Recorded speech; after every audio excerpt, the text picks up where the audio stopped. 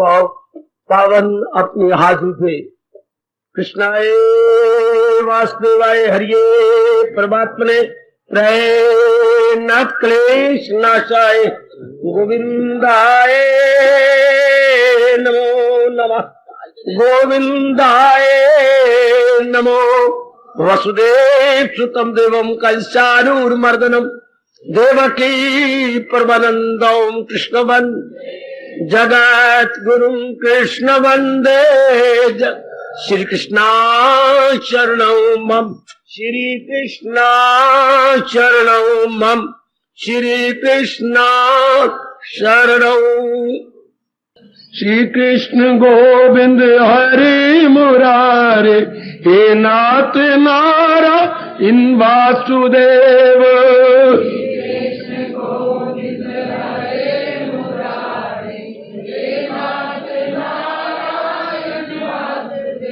श्री कृष्ण गोविंद हरि मुरारे हे नाथ नारायण वासुदेव।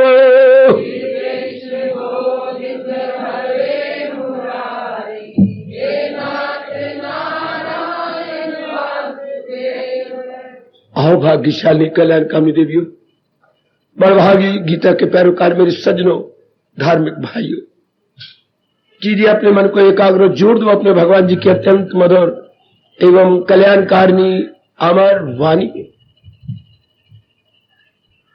उन्हीं की अपार एवं अकथनीय कृपा के फलस्वरूप हम लोग दूसरे अध्याय में जो ज्ञान से भरपूर है और सिद्धांतों का कोई अंत ही नहीं, भगवान वर्णन कर रहे गए।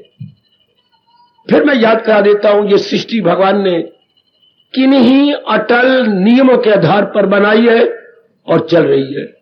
उन नियमों को जो अटल नियम है, मैं आप जाने ना जाने नियम तो अटल है, दूसरे अध्याय के माध्यम से वो बहुत प्रकट किए जा रहे हैं।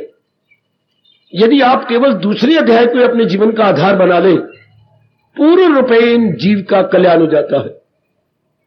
केवल एक ही अध्याय को अगर बना लिया जाए और अध्याय को ना बनाए, तो ये जो अर्जुन ने प्रश्न किया है, एक परफेक्ट इंसान के लक्षण क्या होते हैं, जो साधक से सिद्ध बन गया, अपना पूरा कल्याण कर गया, तो उसके आंतरिक और बाह्य लक्षण हमेशा आंतरिक भी होती है और अंदर का रिएक्शन पड़ता है मेरे सज्जनों, मेरे देवियों, बाहर पर। तो ये पूछकर अर्जुन जी ने उस समय को चोटी के जिज्ञासु भक्त ने बड़ा कल्याण किया, हम सबका बड़ा आसान कर दिया ये रास्ता। वो लक्षण हम अपने अंदर देखेंगे, घटते हैं तो मेरे प्रभु की बड़ी कृपा, नहीं घटते तो भगवान से प्रार्थना करेंगे, अपनी कमी का निरीक्षण करेंगे और उसे दूर करने की पूरी चेष्टा करेंगे, क्योंकि हम भी इस जन्म में अपना कल्याण किया चाहते हैं। बहुत ही अच्छे। तो याद रखिए, गीता अटल सिद्धांतों को प्रकट कर रही है जिस आधार पर यह सृष्टि चल रही है, और दूसरे अध्याय में विशेषकर वो सिद्धांत बताए गए जो बुद्धि में, मन में और हमारे दैनिक जीवन में काम आ रहे हैं। इसलिए हम सबका दूसरे अध्याय के अनुसार अपना निरीक्षण करना अनिवार्य कहूंगा। यदि मैं अनिवार्य कहूं तो ये अतियुक्ति नहीं है, ये बिल्कुल उचित और युक्ति युक्त शब्द होंगे। तो आइएगा, चले आगे बढ़े। अब तीन ही तो उपकरण या इक्विपमेंट्स हम सब लेके आए हैं, बुद्धि, मन और तन, और तीनों का फंक्शन एक दूसरे के साथ इंटरकनेक्टेड है, अन्य आश्रित, आपस में संबंधित है। मन बुद्धि से अलग नहीं हो सकता, मन बिल्कुल अधीन है बुद्धि के निर्णय के, और बाहर के अंग मन की योजनाओं से उल्ट नहीं चल सकते। तो तीनों आपस में कनेक्टेड हो गए। ध्यान देना मेरे सज्जनों, मेरी देवियों, बुद्धि भगवान से अलग नहीं हो सकती, वाह, और मन बुद्धि से अलग नहीं हो सकता, और बाहर के अंग मन से अलग नहीं हो सकते। इनसेपरेबल, क्या गजब है। जैसे यूं कह लीजिएगा, पिताजी से अलग हमारी मां जी नहीं हो सकते। जो वो आंख के इशारे से कहती है मां जी, तत्काल बड़ी खुशी से मानती है, और हम मां के बच्चे मां से अलग नहीं हो सकते, तो फिर क्या होगा? ये हमारा एक परिवार हो गया। फिर जरा विचार करना, हमारे माता जी पिताजी से अलग नहीं हो सकते, उनके हर आज्ञा चाहे अनुचित भी पिताजी दे रहे हैं मानने को तैयार है। ठीक। और हम बच्चे जो मां से पैदा हुई हैं तभी तो मां जननी कहलाती है। हम मां से अलग नहीं हो सकते, मां का इशारा ही काफी है। मां जी बस, आप दोबारा ना कहो, आपका एक बार कहना हमारे लिए 100 बार के बराबर है। हाजिर मां, यही हाल मां का पिताजी के साथ है। इस तरह बुद्धि, मन और तन आपस में कनेक्टेड है मेरे सज्जनों, इनको हम जुदा नहीं कर सकते। बुद्धि खोलो अपनी, थिंकर बन जाए मेरी बेटी, बिल्कुल अपनी भारतीय संस्कृति को समझो मेरे जैसों से, और फौरन अपने जीवन का अंग बना लो। जैसे रुपया जरूरियात जिंदगी में काम आता है, इस तरह भगवान का ज्ञान हमारे दैनिक जीवन में काम आता है, हमारे इरादों में, हमारे विचारों में, हमारे कार्यों में, हमारे मेल मिलाप में, हमारे उठने बैठने में, हमारे विचार विनिमय, लेने देने में। ओए और संस्कृति कोई शास्त्रों में छिपाया जाने योग्य है? नहीं। संस्कृति बुद्धि में आती है, बुद्धि से मन के विचार बनते हैं, विचारों से कर्म होते हैं, कर्मों का हमें खट्टा मीठा फल मिलता है। वाह, संस्कृति होती वही है जो व्यवहार में आए, संस्कृति वही होती है जो व्यवहार में आए, और जब व्यवहार में आती उसी सभ्यता कहती है, अर्थात सिविलाइजेशन। और वो जो बुद्धि द्वारा निर्णय की जाती है वो हो गई कल्चर। हर एक देश की अपनी अपनी कल्चर है, अपनी अपनी सिविलाइजेशन है। भारत सबसे अच्छा है, इसकी कल्चर और सिविलाइजेशन या सभ्यता, संस्कृति और सभ्यता क्या किस पर? धर्म के आधार पर है, धर्म के आधार पर। और धर्म कल्याण के आधार पर होता है, जिससे जीव का लोक परलोक बन जाए। याद रखना, धर्म के मोटे अर्थ बता रहे हो भगवान जी के, जिससे हमारा लोक बन जाए, परलोक बन जाए, उसे धर्म कहते हैं। जरा भी आपने कोई धर्म की इधर उधर परिभाषा की तो सख्त पाप के भागी बनोगे। जरा भी आपने कोई इधर उधर कोई शब्द को तोड़ा फोड़ा की तो धर्म क्या है मेरी देवी? ध्यान से सुनो, जिससे हमारा लोक परलोक बन जाए। वाह, जिससे हमारा ये लोक और हमारा अगला भी बन जाए, और हमारा मरण के चक्कर में ना आए, उसे धर्म कहा जा रहा है। आजकल जो धर्म के अर्थ लगाए जा रहे हैं वो नरक में जाने की तैयारी कर रही हैं। धर्म ये अर्थ नहीं है जो आजकल के तथा कथित बुद्धिमानों ने एक निर्णय कर लिया, गलत। धर्म एक ही अर्थ निकालता है, आपका लोक बना दे, आपका परलोक बना दे। शाबाश। तो अब जो उस समय के जिज्ञासु ने प्रश्न किया, उसका उत्तर भगवान जी दे रही हैं। जरा एकाग्र हो जाओ, हम और आगे बढ़ते हैं। तो अब इन तीनों तक भगवान जी रुके हुए हैं। उसकी बुद्धि का हाल क्या होता है? वो एक ही इरादे में पक्की हो गई कि हमारा भक्ति में ही कल्याण है। तो मैंने उस दिन भी कहा, आज फिर कह रहा हूं, भक्ति हर एक आदमी करता है, लेकिन वो जहान की भक्ति करता है। ओए वाह वाह वाह, हर एक आदमी भगत हो मेरे सज्जनों, मेरी देवियों, लेकिन वो जहान की भक्ति। और जहान नाम तीन का है, कंचन का, कामनी का, कीर्ति का। ये तीन विषयों का नाम जहान है। अच्छा, जैसे कब 4 चवनियों का नाम रुपया है। 4 चवनियां, मैं पुरानी बातें कर रहा हूं, या आजकल तुम 25 पैसे कहते होंगे, वो एक ही बात। तो 4 25 पैसे होंगे तब रुपया बनेगा। हां, इसी तरह सरकार मेरी, जरा ध्यान देना और जरा आगे निकलना। ये बुद्धि का काम क्या? एक ही निर्णय लेना भक्ति का। अब तो मैंने कहा हर एक आदमी भगत है, तो वो जहान की भक्ति करता है। ये भूल हो गई, बड़ी भारी भूल, जिसे आप इंग्लिश में एरर नहीं कहेंगे, मिस्टेक नहीं कहेंगे, ब्लंडर कहेंगे। भयानक भूल बच्चे है। क्यों? किस लिए? भक्ति उसकी की जाती है जो अजर अमर हो। भक्ति उसकी की जाती है जिसके 2 गुण बताए गए, जो सर्वशक्तिमान हो और सर्व समर्थ हो। अब ये किसने बताया? ये हमारी मां जी बड़ी सियानी होती, या पिताजी नंबर 2 सियाने होते, नंबर 3 हमारे ब्राह्मण सियाने होते। तीनों ही पता नहीं क्या किसने शाप दे दिया। मां भोली वाली, पिताजी भोले वाले, और ब्राह्मण तो गृहस्थी नहीं पालते। ब्राह्मणों को शाप मिला हुआ कि कल युग में गरीब होंगे। उन्हें अपनी जरूरियात जिंदगी नहीं पूरी होती, वो इसी चक्कर में रह रहे हैं। तो अब भगवान ने बड़ी कृपा कर दी, जो हमें चोटी का अपना ज्ञान दिया। समझो मेरे नेक जीवो, समझ लो, सिद्धांत समझो। अब महाराज जी जो सीधी बात कहना चाहते हैं कि जीव वो क्रिया करे जिससे अधिकतम लाभ हो, उस तरह प्रकाश डाल रहा था। अधिकतम लाभ उसी से होता है जो महाराज जी ने कहा। महाराज जी के ज्ञान से अधिकतम लाभ होता है। महाराज जी के ज्ञान से अधिकतम लाभ होता है। ज्ञान क्या है? कर्म योग, भक्ति योग, ज्ञान योग। भगवान का उपदेश क्या है? कर्म योग, भक्ति योग, ज्ञान योग। याद रखना, भगवान के अगर कोई और उपदेश कहोगे तो फिर पाप के भागी बन जाओगे।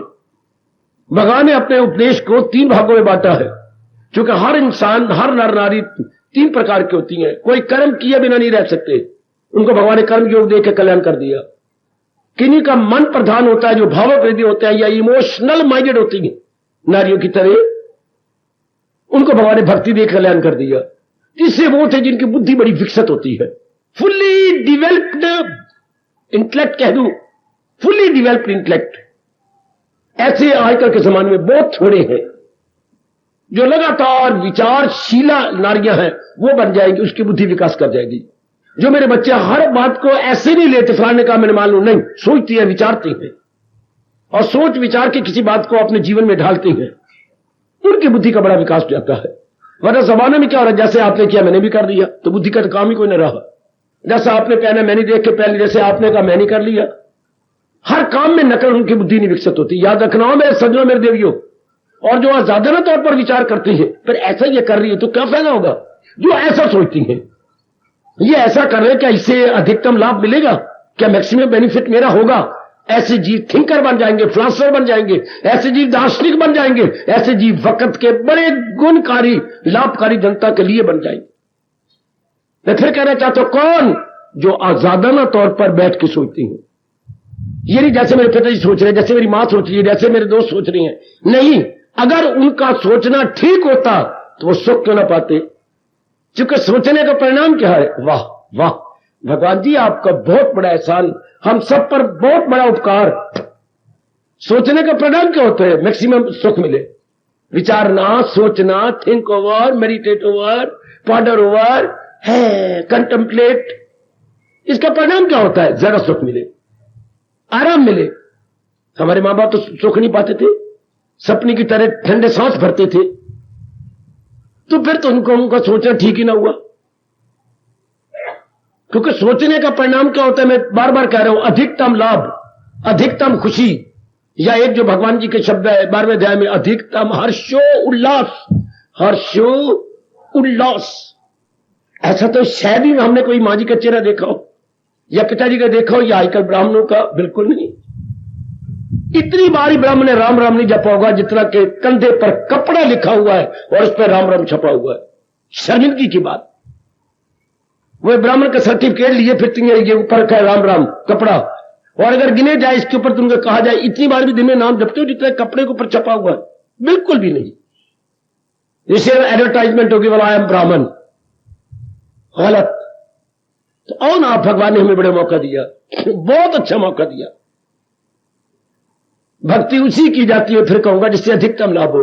और ये बात मैं बिठाने के लिए आया हूं आपके पास, अधिकतम लाभ भगवान के ज्ञान को अपनाने में है, भगवान के उपदेश को अपने जीवन का अंग बन। सुन लो नेक जीवो, ओ मेरी हैरान परेशान नारी जाति, सुन ले इस बात को। हमारा अधिकतम लाभ, मैक्सिमम बेनिफिट, मैक्सिमम हमारा जो है कल्याण भगवान के ज्ञान को अपनाने में है। भगवान के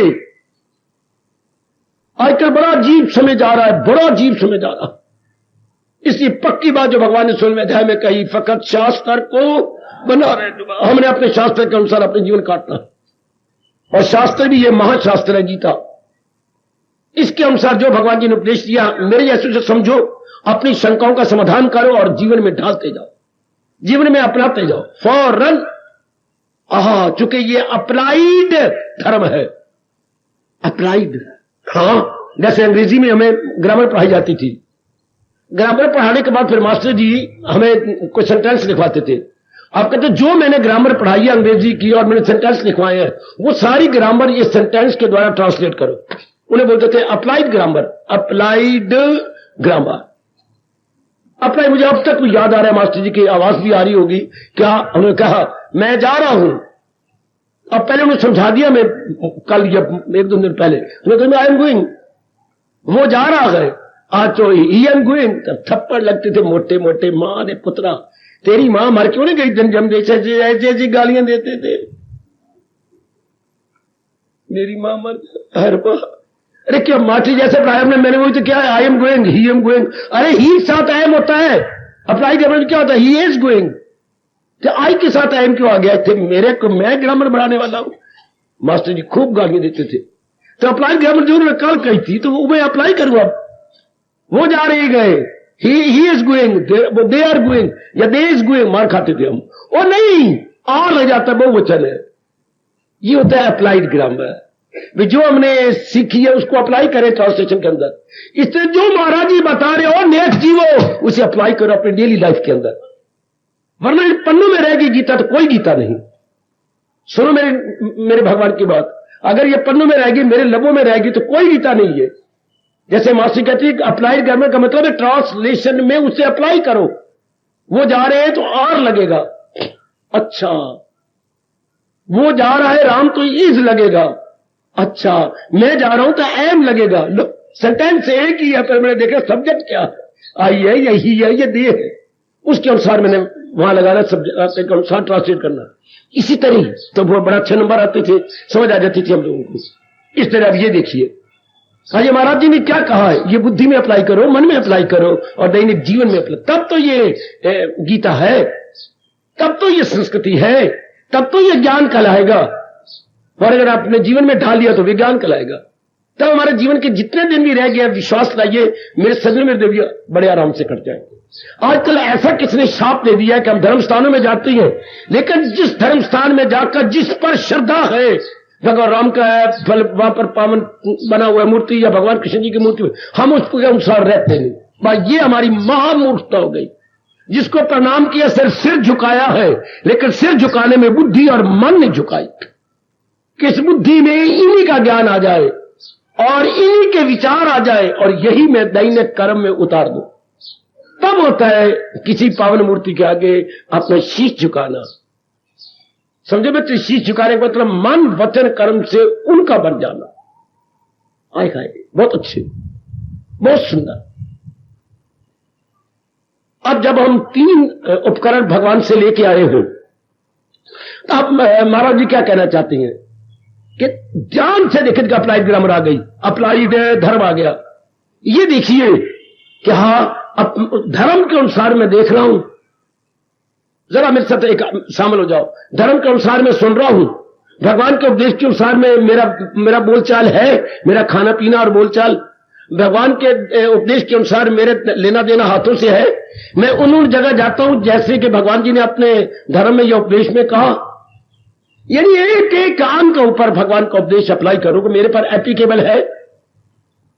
बहुत अच्छे, काश ये बातें हमें बालिकपने से मिल जाती। ये जो कह रही है वो मेरे एक एक अंग में चमके, हमारे नैनों में, हमारे कानों में। ऐसी बात न सुने जो धर्म के विरुद्ध हो, ऐसा ना देखे जो धर्म के विरुद्ध हो, मैं ऐसा ना बोलूं जो धर्म के विरुद्ध हो, ऐसी जगह पैरों द्वारा ना जाऊं जो भगवान के उपदेश के विरुद्ध जाए, मैं अपने हाथों से ऐसा व्यवहार न करूं जो भगवान के उपदेश का अनादर करे। वो बहुत अच्छे। ध्यान दो मेरे बुजुर्गों, मेरे भाइयों, मेरी बतवा, मेरी बेटियों, हम तो जिंदगी काट के जा रहे हैं, आपने एक जिंदगी का लंबा सफर काटना है। इस तरीके से धर्म होता भी तब है जबकि हम दैनिक जीवन में अपने अंगों में प्रकट करें। जैसे मैंने कहा अप्लाइड ग्रामर, तो ये अप्लाइड धर्म है। Every part of the body भगवान के उपदेश से चमक उठे, खूब चमके। आप किसी को उपदेश मत देना, आपका एक एक शुभ कर्म ही दूसरे के लिए क्या जगह उपदेश प्रद हो जाएगा, वेरी वेरी इंस्ट्रक्टिव हो जाएगा। Every action of the part of the body. अच्छा, बहुत दूसरे पर प्रभाव पड़ेगा। भगवान अब आज आशीर्वाद ये दे रहे हैं, जो परफेक्ट मैन होती हैं उनका एक एक अंग परफेक्ट हो जाता है। आए वाह, किसी ने नहीं इसका जिक्र किया। बुद्धू बन के जाती है मंदिर में, बुद्धू बन के बाहर निकलती हैं। बुद्धू बन के तीर्थ पे जाती है, दानव बन के आए, सियाने बन के नहीं। वही बैड क्वालिटी ले गए और वही बैड क्वालिटी लेके आए, और कोई नहीं सोचते इसका लाभ क्या हुआ। मैं जो इतने 4, 5, 10 दिन धक्के खा के आया हूं, रुपया खर्च करके आया हूं, गर्मी का मुकाबला किया है, ये साल को डूबता डूबता बचा हूं। मैं जा रहा था, किसी ने पीछे से पकड़ लिया पानी में, नहीं तो मैं तो डुबकू डुबकू में 2 बार हो गई थी, जैसे आप कह रही हैं। तो जब रब ने मुझे बचाया तो मेरे में परिवर्तन भी तो आ जाना चाहिए था, परिवर्तन नहीं आता तो फिर कोई फायदा ही कुछ नहीं, कोई लाभ ही नहीं मेरे सज्जन। ओ मेरी अच्छी बेटी, तो भगवान ने कहा जरा एक एक अंग को देखो, इस एक एक अंग को इंद्रिय बोलते हैं, इंद्रिय। आहा, अंतर का कहना मान के चले जो वो इंद्रिय, इंद्रिय एक विशेष शब्द है, शास्त्रीय शब्द। एक एक अंग को हम नाक नो के हम इंद्रिय कहेंगे, ये नाक की इंद्रिय, कान की इंद्रिय, आंख की इंद्रिय, तो ये सारी बहुवचन इंद्रियां हो जाएंगी। तो ये सारे भगवान के धर्म के अनुसार चल रही है। हमेशा के लिए बिठा लो, जरूर निरीक्षण किया करो। अब मैं सब शुभ भी देखता हूं, शुभ व्यवहार करता हूं ना, शाबाश, फौरन कहते हुए देखा अपने आप को। अब चलो अंदर, मेरी विचार भगवान के उपदेश के अनुसार है ना, मन का एक ही काम है, विचार करना, सोचना, बिल्कुल। तो जो मेरे में विचार आती है वो भगवत संबंधी विचार आती है ना, कि जगत संबंधी, 2 ही तो पदार्थ है जहान में, भगवान और जहान। अब हमारे मन के अंदर धर्म प्रवेश कर गया, अब भगवत संबंधी विचार आते हैं कि नहीं? जो महाराज जी ने उपदेश दिया, उपदेश है क्या? उच्च विचार। उपदेश तो मैं बोल रहा हूं ना, उपदेश क्या? इजिकल टू उच्च विचार, हाई थिंकिंग इजिकल टू भगवत विचार, भैया भगवत ज्ञान। तो ये हाई थिंकिंग मेरे में प्रवेश कर गई। अब मेरा मन ये सोचता है कि पुरानी आदत हो, बन जाओगे, बड़ी जल्दी तर जाओगे मेरे नेक जीवो, अगर यही बात पकड़ लो भगवान की जो आज प्रसंग चला रहे हैं। क्योंकि गीता का मतलब है उच्च विचार। तो अब मेरे मन में उच्च विचार आते हैं कि नहीं, हाय गहराई में जा मेरी मैया, मेरी अच्छी बेटी, अगर तर जाना हो, सचमुच अपना कल्याण कर जाना है। बहुत अच्छा प्रसंग चला रहे मेरे प्रभु। हम हमारे ये है नकद धर्म। इसके मेरे स्वामी जी, मेरे गुरुदेव महाराज जी फरमाया करते थे कि नकद धर्म, ये है नकद धर्म, गीता का नकद धर्म, सत्संग का नकद धर्म, वो है धार्मिक स्थान में जाने का नकद धर्म, बाकी सब उधार धर्म है। ये नकद धर्म। इसी के आधार पर मेरे महाराज जी कहा करते थे, नाउ और नेवर, अभी नहीं तो कभी। अगर अभी नहीं आपके विचार बने तो कब बनेंगे? अभी जब भगवान ने इतना सुनहरी मौका दिया है और हम विचार नहीं बना रहे भगवत संबंधी, तो कब बनेगा? कभी नहीं बनेंगे। अगर इतना अच्छा अवसर मैं अब चूकता हूं तो हमेशा ही चूकता चला जाऊंगा, अर्थात मैं ठंडे दूध में फूके मार रहा हूं। इतना अच्छा अवसर आया और मैं केयर नहीं कर रहा, इसके मतलब भगवान की नजरों में गिर रहा हूं। अभी बेटी, अभी सज्जनों, अभी हमारे विचार मन के जो है भगवान जैसे बता रहे हाई थिंकिंग हो जानी चाहिए, और हाई थिंकिंग होता है भगवत संबंधी विचार आने चाहिए। क्या बाबा इससे मेरी गृहस्थी चल जाएगी? बहुत शानदार चलेगी, निश्चिंत होकर चलेगी। अच्छा, हां, आजमा रहे हो और भी आजमा लो, बहुत प्रेम पूर्वक चलेगी, क्योंकि भगवान की दिव्य शक्ति आपका साथ देने लग जाएगी। प्रकृति का नियम है हमारा, जो भारतीय मनोविज्ञान का पहला चैप्टर मैंने कई बार बताया। पहला चैप्टर क्या है? जैसा सोचोगे वैसा बनोगे। तो जब हम भगवत विचार कर रही हैं, तो भगवत विचार करते हुए हम भगवान के गुणों को अपने में लेते जाइए। प्रकृति का नियम है, इसके लिए कुछ नहीं करना आपने। अगर मैं बार बार आपका चिंतन करता तो उठते बैठते खाते पीते लेते देते आते जाते, I am thinking about you, तो आप में क्या है? आप में क्या है? गुण भी है, दोष भी है, तो ये दोनों मेरे में आ जाएंगे। आजमाना ना, महंगा पड़ेगी ये आजमाइश। आप जिसके बारे में आपको एक पुरुष बड़ा प्यारा लगता है, आप कुंवारी हैं, शादी करना चाहती हैं उसके साथ, लेकिन एक बात देख मेरी बेटी, आप पता नहीं मां बाप माने या ना माने, तो भगवान मेरा जाने, लेकिन जो बार बार चिंतन करती हूं मैं, बार बार चिंतन, उसके गुण दोष दोनों आएंगे। ये आपका भारतीय मनोविज्ञान या इंडियन साइकोलॉजी पुकार पुकार के कह रही है, जिसके बारे में चिंतन किया जा रहा है उसके गुण दोष आएंगे। और अगर भगवान कृपा कर रहे जैसे कर रही हैं, हम भगवत संबंधी हाई थिंकिंग कर रहे हैं, तो भगवान में अवगुण कोई नहीं, अवगुण प्रकृति में होती हैं। भगवान में गुण ही गुण है, तो उनके गुण हमारे में आने लग जाएंगे। पहला गुण में विवेक है, दूसरा गुण वैराग है, तीसरा गुण भक्ति है, उसके बाद दिव्य शक्ति है। विवेक, वैराग, भक्ति और दिव्य शक्ति, डिवाइन पावर, वो आप देख रहे मेरे बच्चे। आप अगर आपका चिंतन चल पड़े भगवान का, if you are very sincere and very devoted, तो ये गुण आने लग जाएंगे भगवान के। विवेक, वैराग, भक्ति, शक्ति, हर एक में आने। अगर भगवान का चिंतन टू द ट्रू सेंस कितनी सीधी बात प्रभु कर रहे हैं। गीता से लाभ उठाओ मेरे, खासकर मेरे जवानों, ओ मेरी जवान बेटियों, खूब लाभ उठा लो। यही बातें तो हमारे जीवन में, यही धर्म है। हमने पता नहीं धर्म को उल्टा पुल्टा बेवकूफों ने समझा दिया, धर्म ये होता है, धर्म ये होता नहीं। बच्चे, मैं फिर कह रहा हूं, धर्म हमारा लोक परलोक बनाता है, हमें लोक में बड़ा सियाना बना देता है। हम दूरदर्शी बन जाते हैं, पहले से कई गुना हम सियाने बन जाते हैं। धर्म का मतलब ही यही है। जैसे आपके चाकू छुरियां कुंद हो गई तो आप सारी उठाई, अपने घर में कुछ 7-8 है, कहा जा रहे हो? सहन पे जा रहा हूं। क्यों? ये सारे कुंद हो गई, अपना काम नहीं करती, मैं तेज करवाने जा रहा हूं। और आपकी कसम, भारत की कसम, गीता की कसम, गीता सहन है जो हमारी बुद्धि, हमारे मन और तन को तेज कर देती है। मैं और कैसे समझाऊं?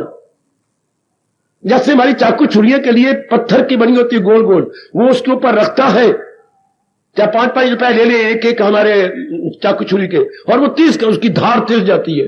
तो गीता के ज्ञान से हमारी बुद्धि तेज, हमारा मन तेज, हमारे कर्म तेज हो जाते हैं। ये तो सहन है जो ब्लंट हो चुकी है, कुंद खुड्डे, बुद्धि हमारी कुंद हो गई, मन भी हमारा कुंद और कर्म भी हमारे बड़े कुंद है।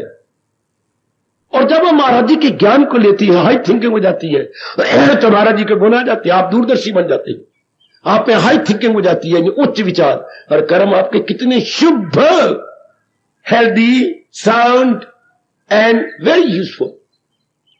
ये अगर महाराज जी के विचार है तो कितना अच्छा है भगवान का चिंतन करना। चिंतन तो हमने करना है, वो मैं कई बार कह चुका हूं, बेटी कदर करो भगवान के ज्ञान की। अब हमने चिंतन भगवान का ले लिया, भगवत संधि एक गुण आने लग जाएगा, बड़ी जल्दी आपकी साधना पूरी जाएगी और आप सिद्ध बन जाएंगे। और वो भी शरीर छोड़ने से पहले भगवान जी यही कह रही है ना, छोड़ा अभी जिससे तन का कफ, जिसने शरीर के पिंजरे को अभी नहीं छोड़ा, और ये गुण उसमें प्रवेश कर रहे हैं, ले गया बाजी। कोई सवाल नहीं गृहस्थी विरक्ति का, कोई सवाल नहीं नर नारी का, कोई सवाल नहीं वनवासी नगरवासी का। सवाल है व्हाट अबाउट योर माइंड। जनाब आपके मन में विचार क्या उठते हैं? अचानक ही दिन भर में अपनी निगरानी आप करो। जैसे कि बहुत बड़ा ऑफिसर किसी अपने बड़े ऑफिस में जाता है, उसे बोलते हैं सरप्राइजिंग विजिट, सरप्राइजिंग विजिट। अचानक आ गए तो हलचल मच जाती, वो हेड आ गए। तो इस तरह अपनी सरप्राइजिंग विजिट आप क्या करो? मेरा मन कहा है आज बहुत अच्छी, बड़ी जल्दी बिगड़ी बन जाएगी। आप अपना दिन में 2-3 बार अपना विजिट आप क्या करें, मेरे मन का है, बड़ा मेरे थॉट कहां जा रही है। शुरू में आपको देखना पड़ेगा, फिर आपको स्वभाव बन जाएगा। तो ये मेरे प्रभु कहना चाहते हैं, क्या मन में उच्च विचार आ रहे हैं? अच्छा, उच्च विचार का ये मतलब नहीं हिमालय का विचार आए, उच्च विचार शिमला का विचार है, उच्च विचार भगवत संबंधी। कितना क्लियर करते हैं मेरे प्रभु, भगवत संबंधी विचार कितना स्पष्ट किया। क्या सदा मेरा पे हम जिसे, ये महाराज जी ने कहा है। क्या भगवत संबंधी विचार आती है? क्या भगवान जी विचार आती है? क्या बार बार ये आता है कि भगवान जी सत्य है, चित्त है, आनंद है, वही सदा रहने वाले हैं, वही आनंद के घर है और वही चेतन है। बाकी सब चीजें जितनी भी है ये असत्य है, थोड़ी देर रहेगी चली जाएंगी, और ये जा रहे भगवान की शक्ति इनको चला रही है। और चूंकि ये परिवर्तनशील है, इसलिए अगर मैं इन पर सहारा ले तो मैं दुख पाऊंगा। क्यों? इनमें परिवर्तन हो जाएगा, है इनमें परिवर्तन हो जाएगा, मैं दुख पाऊंगा।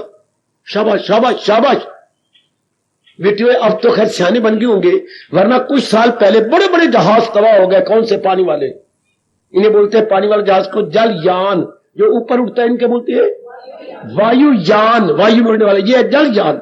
क्यों? उन्होंने एक जगह खड़ा किया, ठोस जमीन आ गई, जो उधर से आया ठोस जमीन आ गई, तो थोड़ी देर बाद आधे 15 घंटे बाद उल्ट गया। क्यों? वो जमीन नहीं थी, वो तो मछली थी। हाय मेरे रब्बा, होती सख्त है, थल की तरह होती है, थी मछली, तो उसने पासा पलटा परिवर्तन किया तो सारा जहाज ही हो गया। वो मेरे बाप, तो इन्होंने कोई चीजें निकाल दी है, कई जहाज तबाह हो गए, मछली को थल समझ दिया। भाई शाबाश। तो हमने ध्यान देना, सहारा उनका लेना था जो टिके हुए हैं। आहा, और या में व्यवहार करना था, इनको टिका हुआ नहीं, टिके हुए है ही नहीं, तब इंसान परफेक्ट हो जाता है। अब भगवत विचार आए कि मन के अंदर, जिससे हमें शांति मिलनी है, जिससे हम जीवन के 4 दिन आराम से कट जाएंगे। अब ये गलती आप में कोई भी ना करे, पिटते रहोगे, रोते रहोगे, मेरा तो काम प्रकट करना है, प्रकाश डालना है, स्वभाव बनाने की भी आप में बड़ी चेष्टा कर रहा हूं, प्रभु मुझे कामयाब करें। या आने का लाभ में तो कहते विषय के एक दिन आओ, नियम जान जाओ, किन नियमों के आधार पर भगवान सृष्टि चला रही है। बस फिर विषय कभी पैर भी नहीं रखो ऐसे स्थानों में, पर ये तो पहले जान लो कि नियम कौन से है, और उसे कसम खाओ कि ये मेरे बन गए, मैं इन्हीं नियमों के आधार पर क्या जिंदगी काटूंगा। शाबाश। ये जैसे कोई कमजोर लड़का हिसाब समझ नहीं आता था, तो जब हम उसके बाद जाते तो कहते घर मेरे से जाने पहले कल मास्टर जी ने ब्लैक बोर्ड पे सवाल मेरे से करवाना है, कहते समझ लिए इसका फार्मूला ये है। तो फार्मूले हम रटते थे बार बार, और रट के कॉपी पर लिखते भी थे, मुझे याद हो गया। तो फिर जब जाने कहीं फिर देख रहा है तो याद हो गया ही, फिर मुझसे पूछ रहा है, हाँ नहीं मुझे अच्छी तो याद है ये फार्मूला है और इसे अप्लाई करने के बाद सवाल, बिल्कुल ठीक, अब तो जा। इस तरह याद से उठने से पहले देख लो कि जिस फार्मूला के आधार पर, जिस अटल नियम के आधार पर भगवान सृष्टि चला रहे, मुझे पता लग गया, बेशक फिर इधर आके एक पैर भी न रखना, जीवन तो आराम से कट जाएगा ना। और अगर हम नियम को नहीं जानते तो फिर मार पड़ेगी। नियम को जरूर जानना चाहिए। पर मैं रब से क्या कहूं, आप बाजार में जा रही थी रात को या जा रहे थे, हाँ आप स्कूटर पर थे या मोटरसाइकिल पर थे, विसल आई पुलिस की, आप रुके ही नहीं, अब वो पीछे आया, उसने गर्दन से पीछे आपको कमीज से पकड़ लिया और बड़े सख्त शब्दों का प्रयोग किया, आप भी डट के खड़े हो गए। अगर तेरी में ताकत है याद रख, ताकत मेरे में भी है, तू एक मारेगा मुझे अपनी बाप की कसम, मैं 4 मारूंगा तुझे। तू कौन है? पुलिसमैन हूं। तो क्या मुझे कच्चा खाने, तू मगरमच्छ है क्या? चाहता है? क्यों ऐसा पकड़ा, मुझे मेरी कमीज को फाड़ दिया, क्यों फाड़ा? आजकल जवान बड़े सख्त है, छोरे उनकी जेब में होते, दे वार मारते हैं, जो होगा देखा जाएगा। आपको मैंने चलान करना है, क्यों? आप में रोशनी नहीं है, तो रोशनी नहीं है तो तेरे बाप ने लिखा हुआ यहां पर रोशनी लगाओ साइकिलों पर। बाप लिखे गवर्नमेंट लिखे, गवर्नमेंट का नियम है, हमें क्या पता? तो फिर किस आधार पर आपका चलान होता है? क्या कहता है? Ignorance of law is no excuse. बड़ा विचार किया मैंने, और मैं तो भगवान पर अप्लाई कर लिया। बेटे अंग्रेजी बोलता हूं, मैं इसका अनुवाद करता हूं। इग्नोरेंस ऑफ लॉ, ये लगे होते हैं sign board, ignorance of law is no excuse. कानून से लाइल्मी कोई बहाना नहीं। अगर आप कानून से अनभिज्ञ हैं, गवर्नमेंट भी परवाह करके जुर्माना लगा देगी 200 रुपए 400 रुपए। कानून से लाइल्मी कोई बहाना नहीं। सुनो मेरे बच्चों, कानून से अनभिज्ञ रहना यह कोई बहाना नहीं। इग्नोरेंस ऑफ लॉ की इग्नोरेंस हमें जानते ही नहीं, इज नो एक्सक्यूज, एक्सक्यूज में बहाना। कानून की जानकारी आपको नहीं थी, यह बहाना नहीं, आप नहीं बच सकते, आपको 250 रुपया जुर्माना देना पड़ेगा, यू आर बाउंड। साइकिल छीना गया, ऊपर ही पहले हमारे वक्त क्या होता था, वो पास ही बैठा था, जज था या कौन था, निकालो अपन इनको, फाड़ो जी, फार्म फाड़ के दो, अभी निकालो, बोला चलो जेल के अंदर। तो मैं जेल में थोड़ा 250 रुपये रखता हूं, तो फिर अपना साइकिल ले जाना और 250 दे जाना, साइकिल ले जाना। हाँ साइकिल रख लो, चलो मैं पैदल चले जाता हूं, मेरे जेब में 250 कौन, मेरे जेब में 50 रुपया ही ले, नहीं 250 रुपया, तो हो गया जुर्माना। क्यों? किस आधार पर? कानून नहीं मैं जानता, ये कोई बहाना नहीं, मुझे कानून जानना चाहिए। तो बड़ा मैंने इससे शिक्षा प्राप्त की। भगवान ने दुनिया बनाई तो दुनिया में कोई नियम बनाए हैं, हम नहीं जानते, फिर भी हम मार खाएंगे।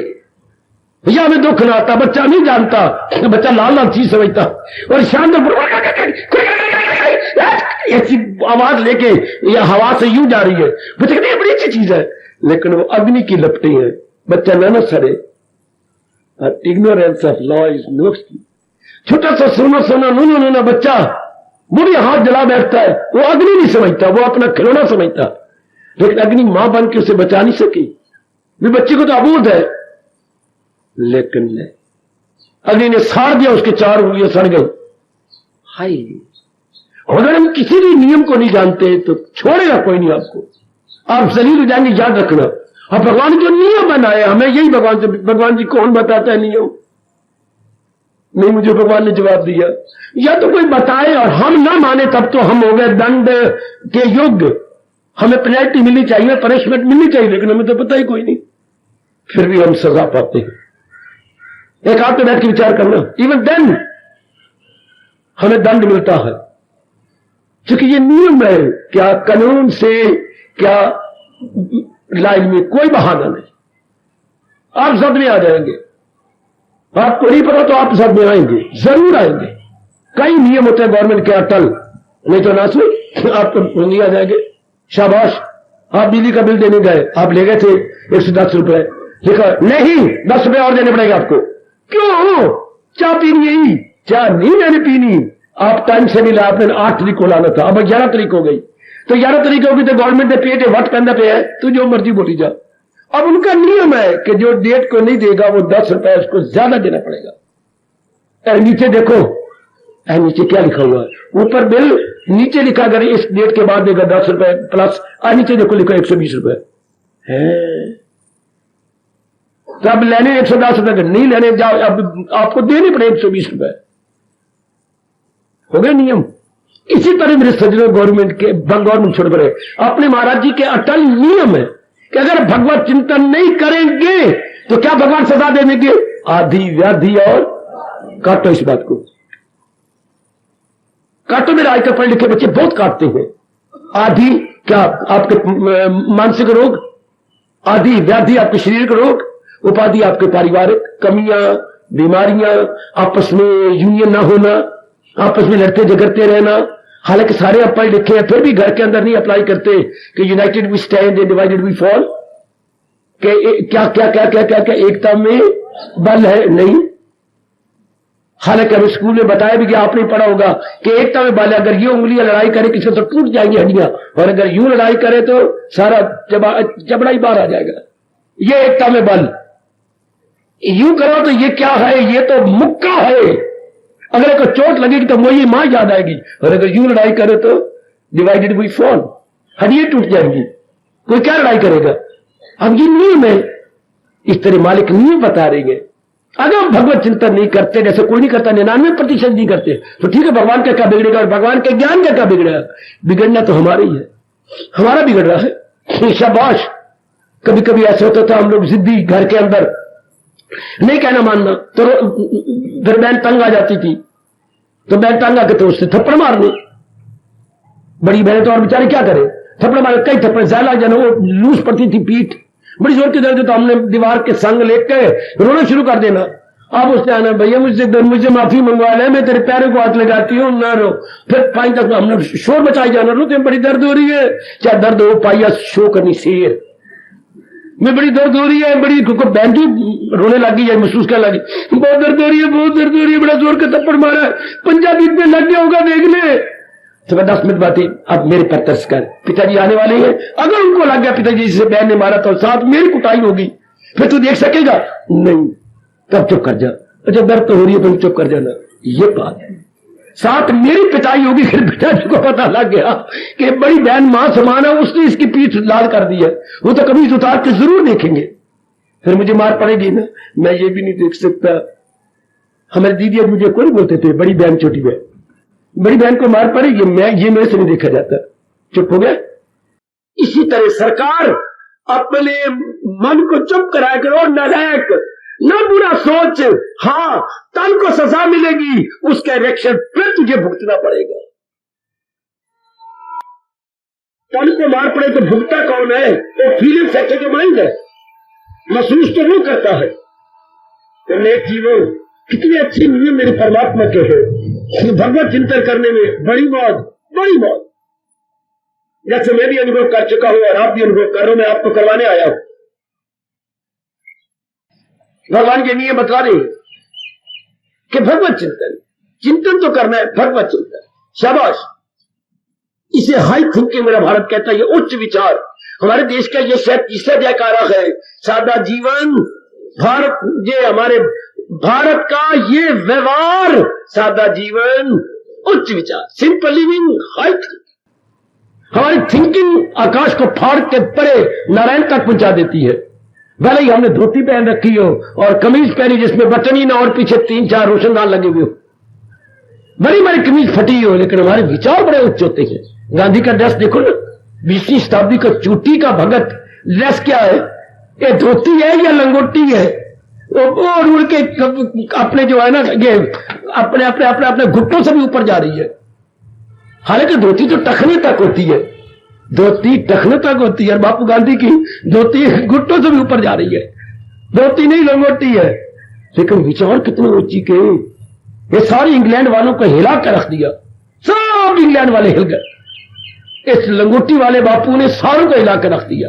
शाबाश शाबाश, बिना बंदूक बिना तलवार आएगा, बिना बंदूक बिना तलवार ले गया बाजी। कौन? गांधी का इक्को बार, गांधी का इक्को बार क्या था? क्विट इंडिया, हिंदुस्तान को अभी छोड़ दो वरना जिंदा नहीं बचोगे। ये उनका आखिरी जयकारा था, क्विट QUIT, यानी छोड़ दो भारत को। तुम बड़े गंदे हो, तन आपका सफेद है, मन आपका बहुत काला है, क्योंकि झूठे वादे करते गए। आखिर में उस दिन हजारों की संख्या में जेलें भर गई थी, जेल में कोई जगह नहीं रही, इतने गए थे जब आप क्विट इंडिया। आपको छोड़ना पड़ेगा, ये जयकारा मत लगाओ, लगेगा जयकारा।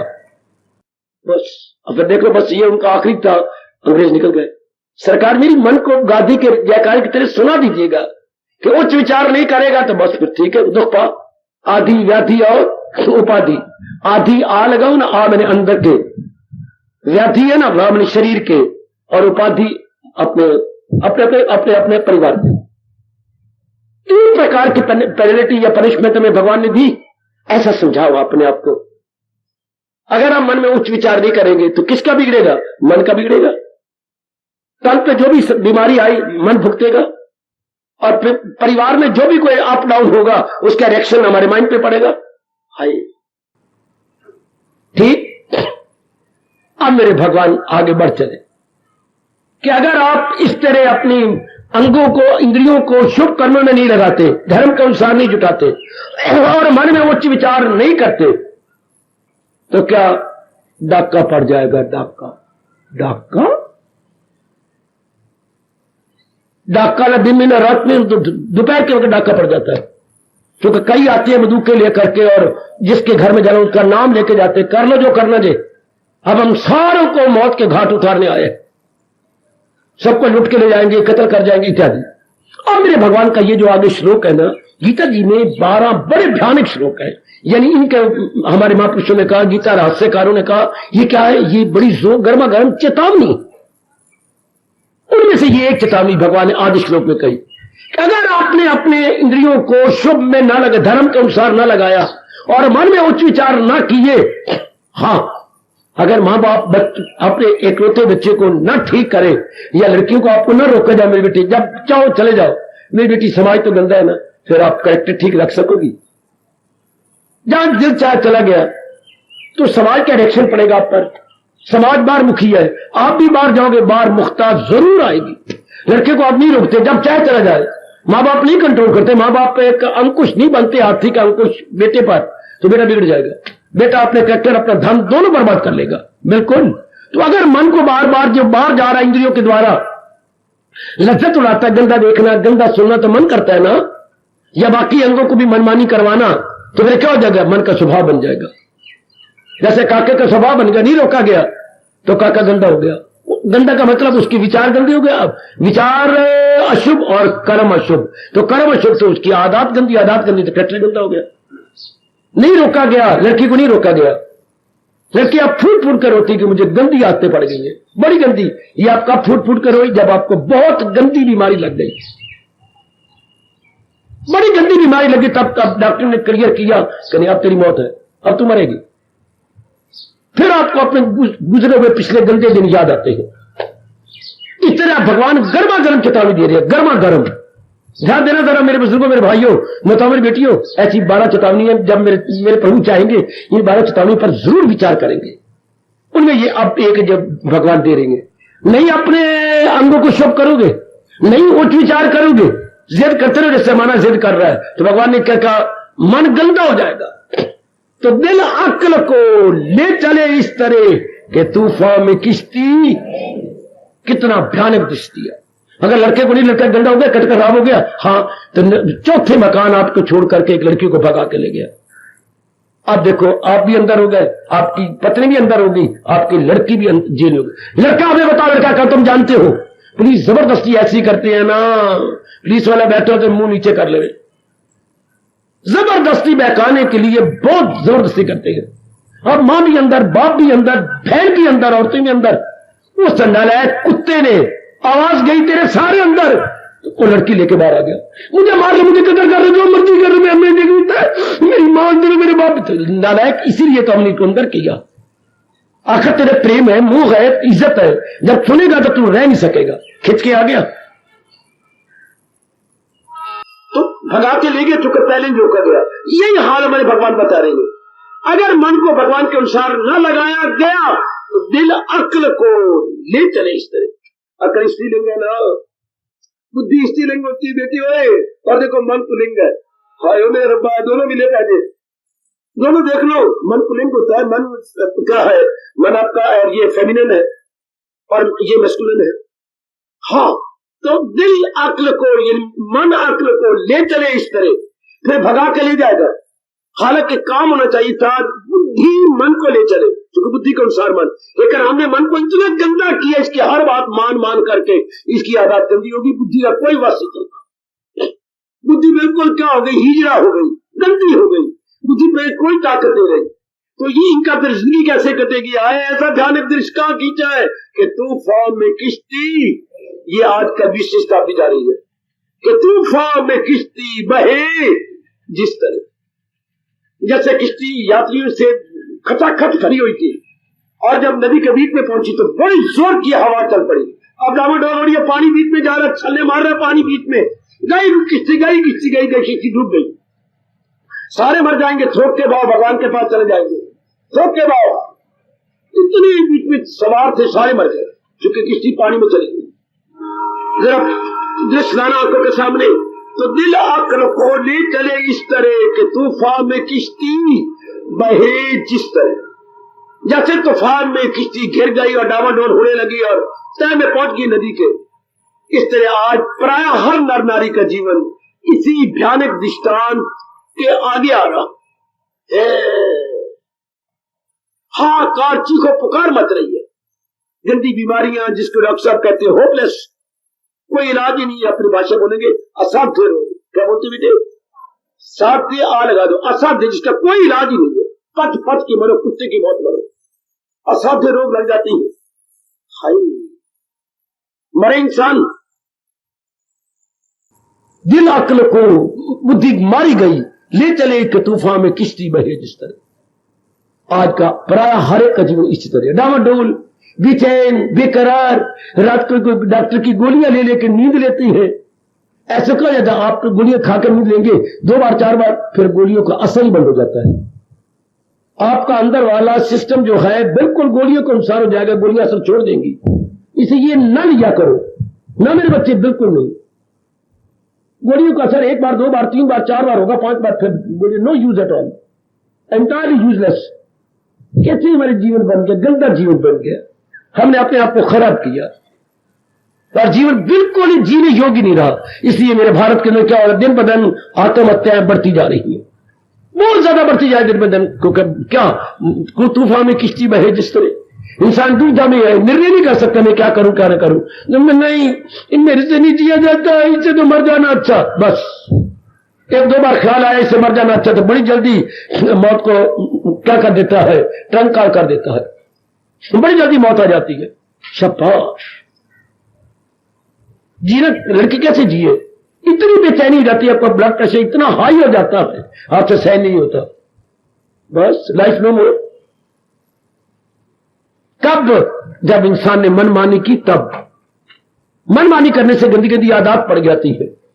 उन आदत से इंसान का बहुत बुरा हाल होता है। फिर मन प्रधान होना चाहिए थी, बुद्धि प्रधान हो गया, मन प्रधान, मन प्रधान हो गया। हाँ, तो फिर इंसान का जीना बड़ा खतरा। फिर आदिवादी उपाधि जीव को इन गिद्धों की तरह खाते, जैसे गिद्ध खाती है मुर्दार को, इस तरह फिर एक एक अंग इंसान को खाता है।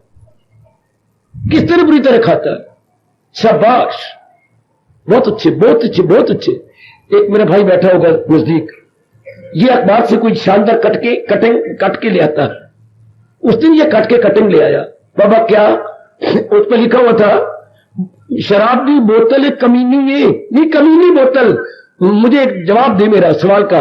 नहीं, बोतल एक कमीनी है, तू मैनू पीनी है या मैं तेनू पीनी है? हाय हाय, तुझे बता, तू मुझे पी रही है या मैं तुझे पी रहा हूं? असल में देखा जाए तो बोतल ही पीती जा रही है इंसान।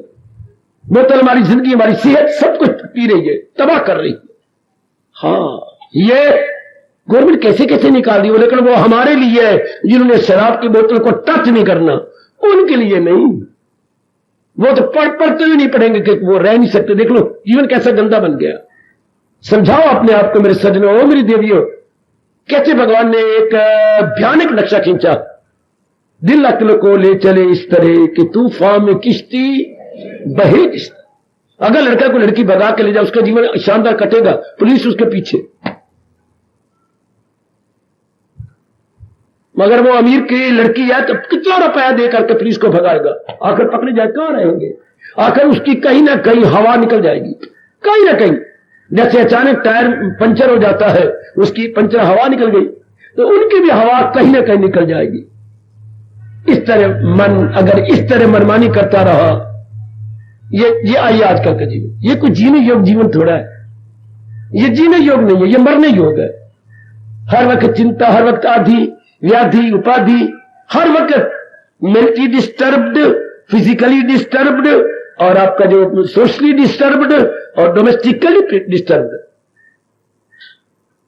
ऐसे इंसान कैसे जिए? ऐसा क्यों हाल हुआ?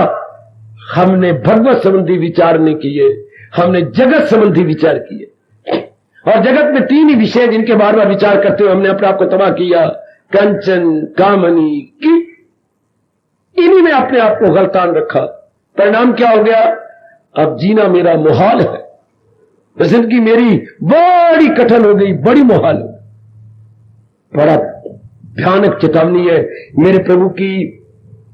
ये 67वां श्लोक है जो अर्जुन ने पूछा था कि महाराज परफेक्ट के लक्षण क्या होती हैं? तो उन्होंने जवाब दे रहे, इंद्रियां उसकी सिद्ध हो जाती है, मन भी उसका सिद्ध हो जाता है। पर जो सिद्ध नहीं करते, साथ साथ यही बता रहा। लेकिन अर्जुन ने यह प्रश्न कोई नहीं किया, लेकिन भगवान हमारे जैसों के लिए तो कहना है ना कि अगर इन्होंने चेतावनी दे रही है, अगर कोई सिद्ध नहीं बनता, हाँ बाहर मुखिया बनता है, सिद्ध हमेशा अंतर्मुखी होगा देवी सज्जनों, और वो बाहर मुखी बनता है। गीता कितनी छोटी की लाजवाब शास्त्र है। अगर आउट गोइंग टेंडेंसी बनी रही हो, पढ़े लिखो, इन गोइंग ना गई, आउट गोइंग रही, तो क्या हो जाएगा? मन प्रधान हो जाएगा। और जिस इंसान ने लोक पर लोक बनाना, उसकी बुद्धि प्रधान होनी चाहिए और उसका मन प्रधान। तो मन में क्या नीच विचार, तुच्छ विचार, निम्न विचार आते, और वो गंदे विचारों को प्रकट करता है बाहर के अंगों द्वारा, बाहर की इंद्रियों द्वारा, और फिर वो भगवान की पनिशमेंट में आ जाता है। तूफान में किश्ती बहे, एक आंखों के सामने लाओ, कई यात्री हैं, पानी उछाले मार रहा, जोर की हवाएं चल रही है, बचाओ बचाओ, कितनी दर्द भरी आवाजें आती हैं वहां पर, हम गए बचाओ, हाथ यूं किए होती हैं, कई छलांगे मारना चाहते हैं, पर पानी बड़ा तेज है, ना छलांगे मारे तो भी मोए, छलांगे मारे तो भी मोए, दोनों तरफ उनको मौत नजर आती है। जीना अब सकते नहीं, कोई बीमारियां लग गई हैं, और जीते हैं तो मुश्किल, और नहीं जीते तो भी मुश्किल। हाय खाए खाए खाए खाए, बड़ा गंदा जीवन, बड़ा गंदा जीवन। ऐसे चिंता कर कर कर करके अपने आप को बर्बाद कर लेती है, रात को नींद नहीं आती, भूख नहीं लगती, जीवन वैसे ही तबाह हो गया। यह कब? जब इंसान बाहरमुखी हुआ, तब आजकल की तरह कोई धर्म नहीं, कोई कर्म नहीं, कोई शर्म नहीं। ये वो वक्त जा रहा है जहां ना धर्म है, ना कर्म है, ना शर्म।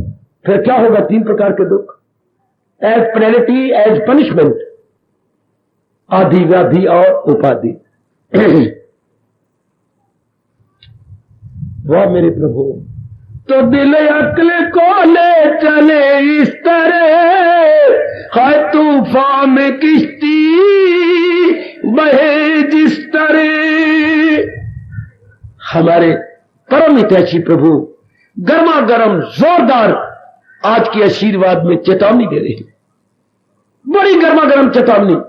ऐसी गीता जी में 12 चेतावनी है, ये उनमें एक है गर्मा गर्म चेतावनी कि जीवन क्या हो जाएगा कि तूफान में किश्ती बहे जिस तरह। जो नहीं, जिनके उच्च विचार नहीं है, उनका जीवन देख ले मेरी बेटी, सुनो मेरे सज्जनों, बिल्कुल इस तरह जीवन है, तूफान में किश्ती बहे जिस तरह। हाहाकार मची है तन में, मन में, परिवार में, हर एक परिवार में इस तरह है, तूफान में किश्ती बहे जिस तरह। हैरान परेशान, हालात दिन ब दिन गंदे होते जा रहे, पर क्यों? क्योंकि भगवान ने पहले कहा है अगर तो मेरे उपदेश के अनुसार जीवन काटेगा तो हर रोग से पार। देख लीजिए यही बात 18वें अध्याय में सारा उपदेश देने के बाद हमारे सरताज कह देंगे सुनेगा ना मेरी जो अहंकार से। देखो गर्मा गर्म चेतावनी फिर आ गई, तबाही में जाएगा। यहां तबाही का साकार रूप एक नक्शा खींच दिया। जैसे मैं कहूं भारत के पूर्व में इधर है, उत्तर में ये है फला, तो एक मैं बोलता नहीं, मैंने पहले ये कहा पौरू में ये, तो मैंने कहा ये देखिए कागज लेके मैंने पेंसिल ली और नक्शा बना दिया। हाँ, तो नक्शे का ज्यादा असर होता है। जबान से मैं कहता हूं उत्तर की तरफ पहाड़ है, पहाड़ों में ये है, और पश्चिम में इधर ये है और ये, इतना असर न होता। अगर मैं नक्शा खींच करके रख दूं आपके सामने बड़ा असर पड़ेगा। तो इसमें जो भगवान ने बोले तूफान में ये नक्शा खींच के रख दिया, किसका? दुखों का, तकलीफों का, चिंताओं का। वैसे कहते इतना असर जो आंखों देखा होता है उसका असर बहुत ज्यादा होता है, कानों द्वारा सुनने का इतना असर नहीं होता। वैसे मैं आपको कहानी सुनाऊं किसकी? नल दमयंती की, तो इतना आपको रुचि नहीं आएगी। अगर वही कहानी आप टीवी में देखें तो शायद आप रोटी भी टीवी के आगे रख के गिलास बढ़ेंगे, पहले कहानी देखेंगे। रोटी भी ये नहीं कि मैं अपने डाइनिंग रूम में खा लूं ना, रोटी में वही ले जाऊंगी। मैं देखूं नल दमयंती की जीवनी है, देखो सही कैसे शिकारी ने इस पर हमला किया था और कैसे इसने अपनी शक्ति से इसको भस्म कर दिया।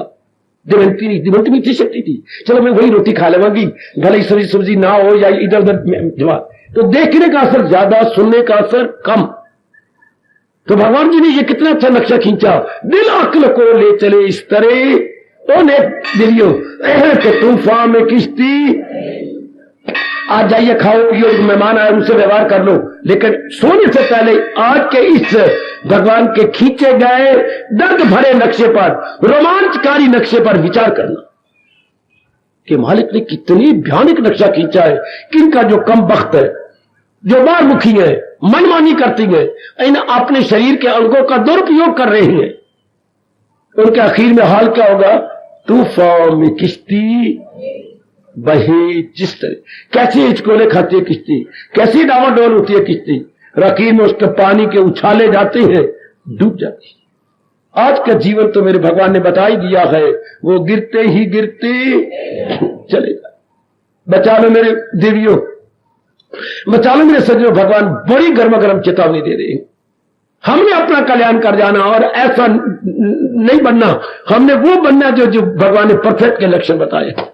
क्या? उच्च विचार। मैं आप खामोशी लेने जा रहा हूं, आपका समय समाप्त हो गया। उच्च विचार, भाई एक पल्ले बांध लो, अपने गांठ पक्की लगा लो, गांठ के ना बनना कच्चे, गांठ के पक्के बनो कि मेरे विचार हाई थिंकिंग होगी, मर जाऊंगा लेकिन मैं अपने विचारों को लो नहीं जाने दूंगा। मैं निम्न विचार नहीं करूंगा, निम्न का विपरीत अर्थ है उच्च। मैं सदा उच्च विचार करूंगा, ये मैं निम्न विचार नहीं करूंगा। निम्न विचारों का आखिर में परिणाम क्या होगा? तूफान में किश्ती बहे जिस तरह। और उच्च विचार का क्या होगा? मैं सिद्ध पुरुष बन जाऊंगा, फिर मैं आवागमन उनके चक्कर में नहीं आऊंगा, मैं सदा भगवान की जात में समा रहूंगा, जिसको मेरे भगवान ने कहा पहुंच कर जहां से ना लौटते वे जीव तलीन होता, फिर बार बार गर्भ में नहीं आता। हाय वो जीवन अच्छा। दोनों में तुलनात्मक का ध्यान कीजिए। हार्दिक धन्यवाद, हार्दिक आशीर्वाद। अब अपनी शहंशाह की आज आरती बड़े प्रेम और श्रद्धा से उतारे।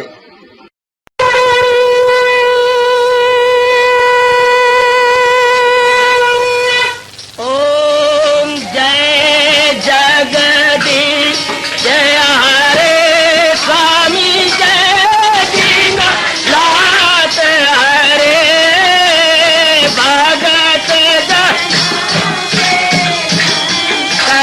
दास जनों के अवगुण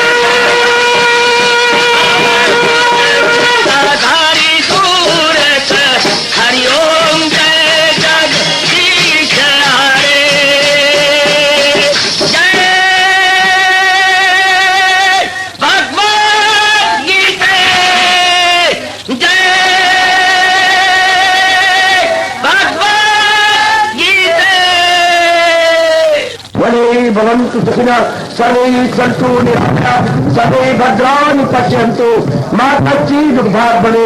हरि ओम शांति शांति शांति। ओम प्रभु इसलिए भगवान कृष्ण की जगत गुरु भगवान कृष्ण महाराज की सप्ताह में सफल करना इसलिए हार्दिक धन्यवाद।